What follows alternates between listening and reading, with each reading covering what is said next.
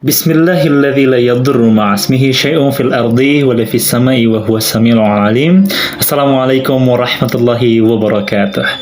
Alhamdulillahirabbil alamin. Segala puji bagi Allah Subhanahu wa taala yang senantiasa melimpahkan kenikmatan iman Islam kepada kita semua, dan semoga kita semua senantiasa dicahayai hidayah oleh Allah Subhanahu wa taala, senantiasa Allah limpahkan keberkahan dan kemuliaan dalam setiap langkah kehidupan yang saat ini sedang kita ikhtiarkan dan kita perjuangkan.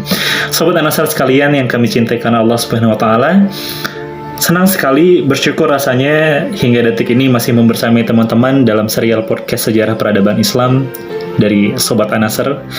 Dan insya Allah pada pekan ini kita akan melanjutkan kisah mengenai Thariq bin Ziyad. Setelah 1 minggu yang lalu kita mulai episode pertama mengenai Thariq bin Ziyad. Kita masuk dalam episode penaklukan Andalusia Spanyol yang dilakukan oleh Thariq bin Ziyad rahimahullah. Salah satu rahasia mengapa agama Islam begitu diterima di wilayah-wilayah yang ditaklukkannya karena umat Islam tidak memperbudak dan tidak bertujuan untuk menguasai, akan tetapi tujuannya adalah membebaskan wilayah tersebut dari kezaliman penguasanya dan hukum-hukum yang tidak adil. Oleh karena itu, kita jumpai wilayah-wilayah yang ditaklukkan oleh umat Islam, penduduk pribuminya berbondong-bondong untuk memeluk agama Islam pada saat itu. Sebelum umat Islam menguasai Al-Andalus ataupun Andalusia Spanyol, daratan Siberia itu dikuasai oleh seorang raja yang zalim, yang dibenci oleh rakyatnya, yaitu Raja Roderick. Di sisi lain, berita tentang keadilan umat Islam masyhur di masyarakat seberang Selat Gibraltar pada saat itu. Oleh karena itu, orang-orang Andalusia sengaja meminta tolong dan memberi jalan kepada umat Islam untuk menggulingkan Raja Roderick dan membebaskan mereka dari kezalimannya. Segera setelah permintaan tersebut sampai kepada Thariq bin Ziyad, ia langsung melapor kepada Musa bin Nusair untuk meminta izin membawa pasukannya menuju Andalusia pada saat itu. Kabar ini langsung disampaikan Musa kepada Khalifah Al-Walid bin Abdul Malik, dan beliau menyetujui melanjutkan ekspansi penaklukan Andalusia yang telah dirintis sebelumnya. Kemudian, pada bulan Juli 710 Masehi, berangkatlah 4 kapal laut yang membawa 500 orang pasukan terbaik umat Islam. Pasukan ini bertugas mempelajari bagaimana medan perang Andalusia, dan mereka sama sekali tidak melakukan kontak senjata dengan orang-orang Eropa.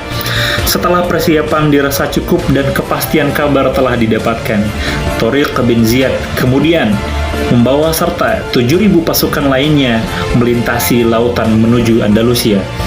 Mendengar kedatangan kaum muslimin, Raja Roderick yang tengah sibuk menghadapi pemberontakan kecil di wilayahnya langsung mengalihkan perhatiannya kepada pasukan kaum muslimin pada saat itu.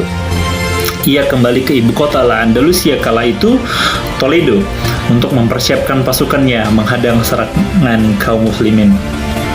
Sobat An-Nasr sekalian yang kami cintai karena Allah Subhanahu wa taala, Raja Roderick bersama 100.000 pasukan yang dibekali dengan peralatan perang lengkap segera berangkat ke selatan menyambut kedatangan pasukan Thariq bin Ziyad. Ketika Thariq bin Ziyad mengetahui bahwa Roderick membawa pasukan yang begitu besar, ia segera menghubungi Musa bin Nusair untuk meminta bantuan.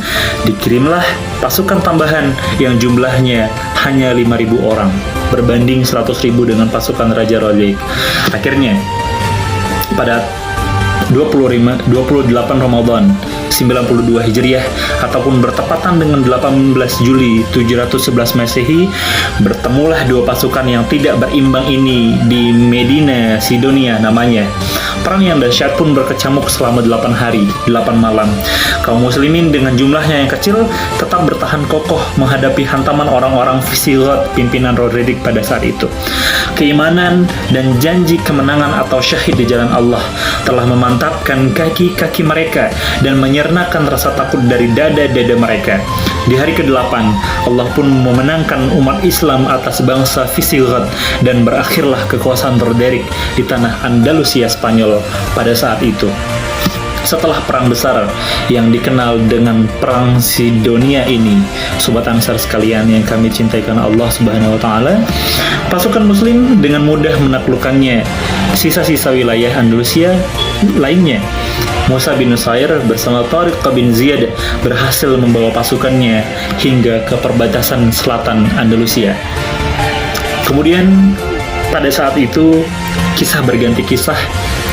Tariq bin Ziyad kembali ke Damaskus. Musa bin Nusair pun menemaninya, tidak hanya mengalahkan penguasa-penguasa zalim di Eropa, namun mereka berhasil menaklukkan hati masyarakat Eropa pada saat itu, dan kemudian masyarakat Eropa memeluk Islam. Mereka berhasil menyampaikan pesan bahwa Islam adalah agama mulia dan memuliakan manusia.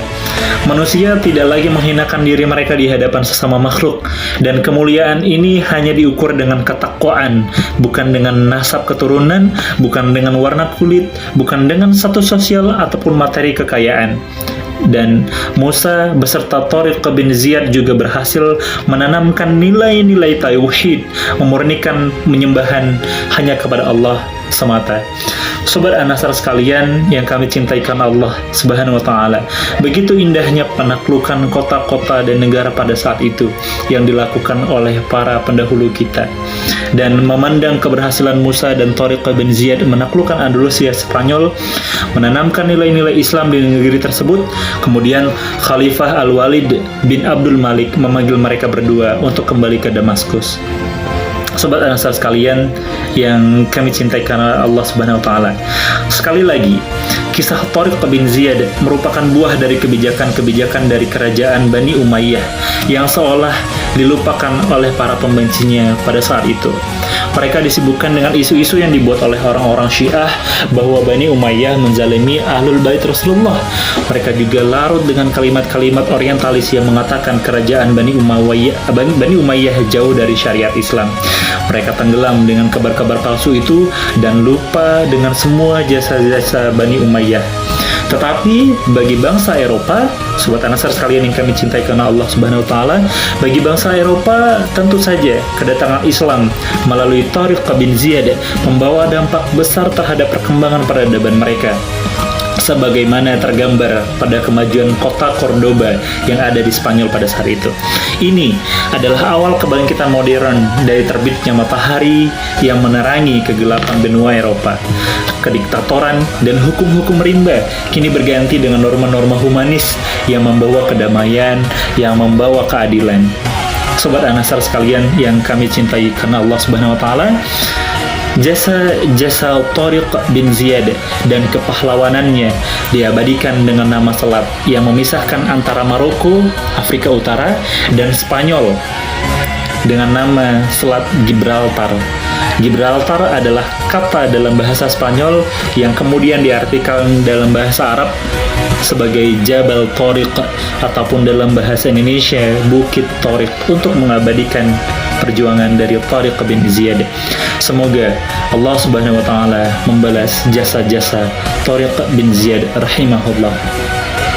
Sobat An-Nasr sekalian yang kami cintai karena Allah Subhanahu wa taala, semoga sedikit kisah dan perjalanan hidup dari perjuangan Tariq bin Ziyad rahimahullah ini memberikan ghirah dan semangat bagi kita semua bahwa sebenarnya penaklukan negara-negara itu telah dilakukan oleh bangsa dan umat Islam, dan penaklukan itu bukan hanya sekedar penaklukan, tetapi memberikan sebuah peradaban, memberikan sebuah kedikdayaan, memberikan sebuah kejayaan bagi bangsa-bangsa yang ditaklukkan oleh para umat Islam pada saat itu.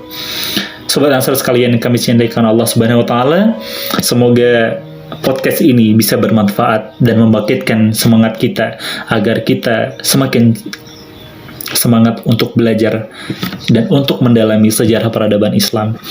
Sekian dari kami, jazakumullah khairan kasiran wa jazakumullah ahsanul jaza. Sampai bertemu di episode selanjutnya, di tokoh selanjutnya, dan di project podcast selanjutnya. Semoga Allah senantiasa merahmati kita semua. Wassalamualaikum warahmatullahi wabarakatuh.